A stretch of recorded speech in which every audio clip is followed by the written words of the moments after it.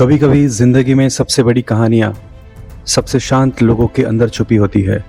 और ऐसी ही एक कहानी है आदित्य धर की। एक ऐसा इंसान जो 13 साल तक इंडस्ट्री में काम करता रहा, लेकिन कोई उसे जानता तक नहीं था। कोई पहचान नहीं, कोई नाम नहीं, बस एक सपना जो बार बार टूटता रहा। और फिर एक दिन वही इंसान बन जाता है बॉलीवुड का ऐसा डायरेक्टर जिसका सक्सेस रेट है 100%। लेकिन ये कहानी इतनी आसान नहीं है।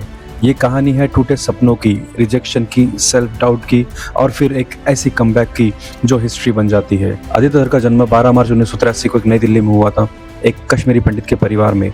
उनकी परवरिश एक ऐसे माहौल में हुई जहां वैल्यूज, डिसिप्लिन और सिंप्लिसिटी को बहुत महत्व दिया जाता था। लेकिन बचपन से ही उनकी ज़िंदगी में एक चैलेंज था जो उन्हें बाकी बच्चों से अलग बनाता था। वो था डायलेक्सिया, एक ऐसी लर्निंग डिफ़िकल्टी जिसमें पढ़ना, लिखना, समझना सब कुछ मुश्किल हो जाता है। स्कूल में जहां बाकी बच्चे आसानी से पढ़ रहे थे और आगे बढ़ रहे थे, वही आदित्य धर स्ट्रगल कर रहे थे। कई बार उन्हें खुद पर डाउट हुआ, कई बार लगा होगा कि शायद वो दूसरों जितना कैपेबल नहीं है। लेकिन एक चीज़ थी जो उन्हें अलग बना देती थी, वो है उनकी इमेजिनेशन पावर। जहाँ वर्ड्स उन्हें धोखा दे रहे थे, वही स्टोरीज उनके अंदर बन रही थी। लेकिन इंटरेस्टिंग बात यह है कि आदित्य धर का पहला सपना फिल्म मेकर बनना नहीं था, उनका सपना था क्रिकेटर बनना। उन्होंने इस सपने के लिए मेहनत भी की और अंडर 19 लेवल तक भी पहुंचे। लेकिन जिंदगी ने यहाँ भी एक बड़ा झटका दे दिया। इंटरनल पॉलिटिक्स के वजह से उन्हें टीम से बाहर कर दिया गया और उसी दिन उनका पहला सपना टूट गया। लेकिन शायद यही वो मोमेंट था जिसने उनकी ज़िंदगी को एक नई डायरेक्शन दी। साल 2006 आदित्य धर मुंबई आते हैं। जेब में ज़्यादा पैसे नहीं, कोई स्ट्रॉन्ग कनेक्शन नहीं, लेकिन दिल में एक सपना, फिल्म बनाने का।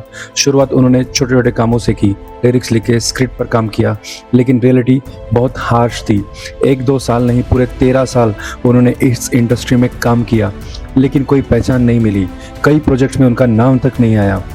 इमेजिन करो, आप मेहनत करो, आपकी क्रिएटिविटी हो, लेकिन क्रेडिट किसी और को मिल जाए। ये सिर्फ स्ट्रगल नहीं था, ये एक इमोशनल टेस्ट था। उसके बाद आता है साल 2013।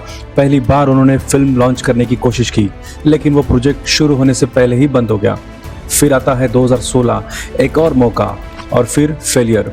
बार बार रिजेक्शन, बार बार डिसअपॉइंटमेंट, और सबसे पेनफुल बात, कुछ रिपोर्ट्स के अनुसार उनके स्क्रिप्ट का मिसयूज भी हुआ। मतलब स्टोरी आपकी, आइडिया आपकी, लेकिन पहचान किसी और की। ये वो फेज था जहाँ कोई भी इंसान हार मान सकता था। इस लगातार स्ट्रगल का असर उनकी हेल्थ पर भी पड़ा। Stress, sleepless night, irregular activities, irregular lifestyle, ये सब धीरे धीरे मेंटली और फिजिकली एग्जॉस्ट करता रहा।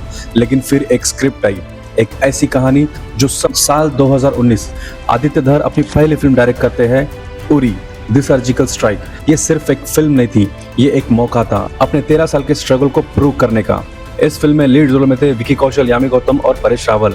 इस फिल्म को प्रोड्यूस किया था रोनी स्क्रूवाला ने, जो RSVP मूवी के मालिक है। और इंटरेस्टिंग बात यह है कि इसकी शूटिंग सर्बिया में हुई थी, लेकिन इसकी कहानी भारत के एक रियल इंसिडेंट से इंस्पायर्ड थी। 2016 के उरी अटैक के बाद इंडियन आर्मी के रिटेलिएशन ऑपरेशन पर बेस्ड फिल्म रिलीज होती है और इतिहास बन जाता है। 350 करोड़ से भी ज्यादा का वर्ल्ड वाइड कलेक्शन, क्रिटिक्स से प्रेस, ऑडियंस से लव, और सबसे खास national award for a best director. Aditya धर अब इनविजिबल नहीं थे, अब वो स्पॉटलाइट में थे। और फिर एक डायलॉग जो पूरी कंट्री में वायरल हो गया, हाउस द जोश, और हर जगह आवाज आई, हाय सर। इंडियन आर्मी ने जंग शुरू नहीं की थी, but we will bloody hell finish it.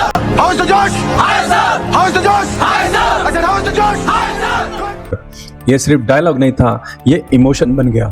यहाँ तक कि प्राइम मिनिस्टर नरेंद्र मोदी ने भी इसे यूज किया। हाउ इज द जोश? हाउ इज द जोश?